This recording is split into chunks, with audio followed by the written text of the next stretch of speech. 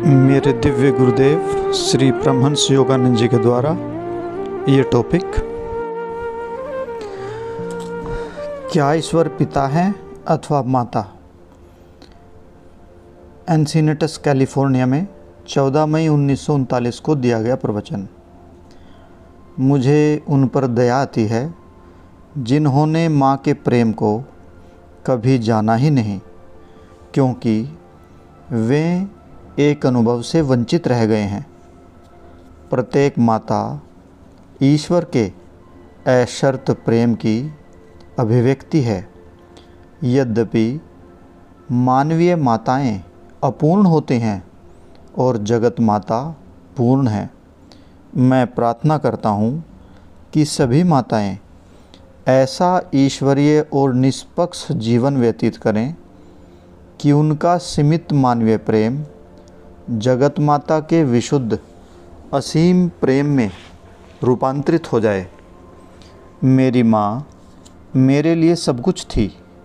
उनकी उपस्थिति के आकाश में मेरे आनंद का उदय और अस्त होता था। मैं अभी केवल एक बालक ही था जब पिताजी को और मुझे बरेली में माँ की गंभीर बीमारी की सूचना मिली।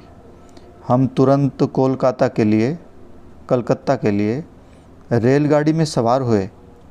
माँ वहाँ मेरे बड़े भाई अनंत की शादी की तैयारी की देखभाल करने के लिए गई थी। एक गाड़ी बदलने वाले जंक्शन स्टेशन पर हमें मेरे चाचा जी मिले। मैंने एक डरावने दृढ़ विश्वास को अनुभव किया और मैंने सोचा कि माँ की मृत्यु हो चुकी थी। मैंने व्याकुलता से पूछा, क्या वे अभी जीवित हैं?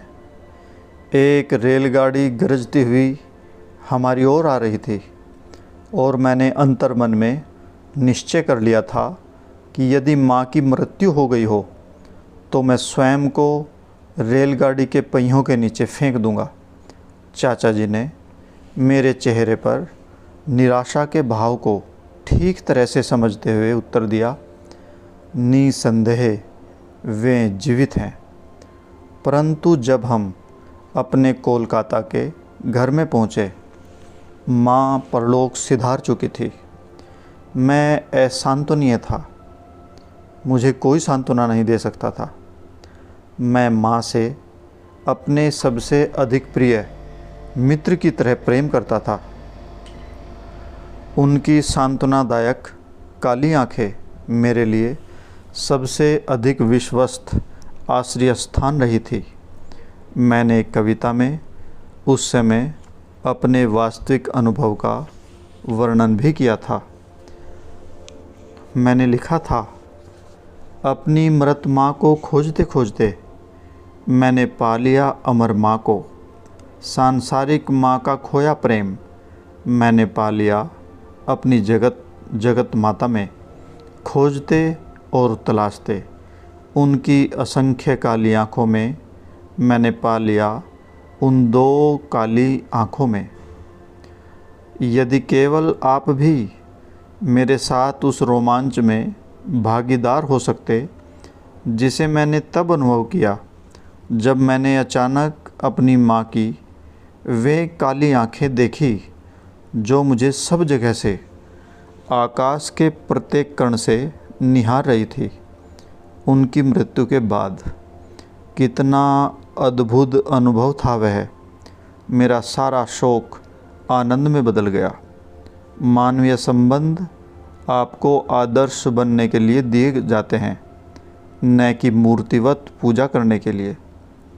यदि आप अपनी माता को सदा मानवीय रूप में प्रकट होते हुए जगत माता के अशर्त प्रेम के रूप में सोचते हैं, तो जब वह स्वर्ग सितार जाएगी आपको सांत्वना रहेगी।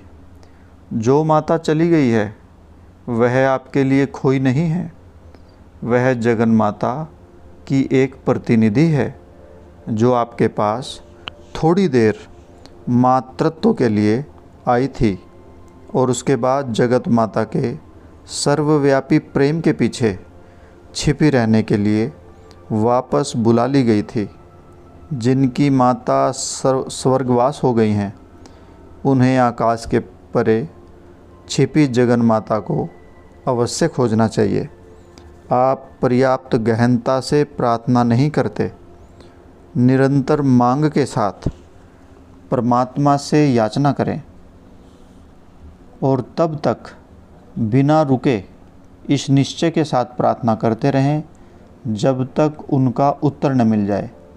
यदि आप इस प्रकार गंभीरता से प्रार्थना करेंगे, जितनी गंभीरतापूर्वक मैंने की थी, तो आप जगन माता से अवश्य उत्तर प्राप्त करेंगे और आप अपनी सांसारिक माता को देख लेंगे।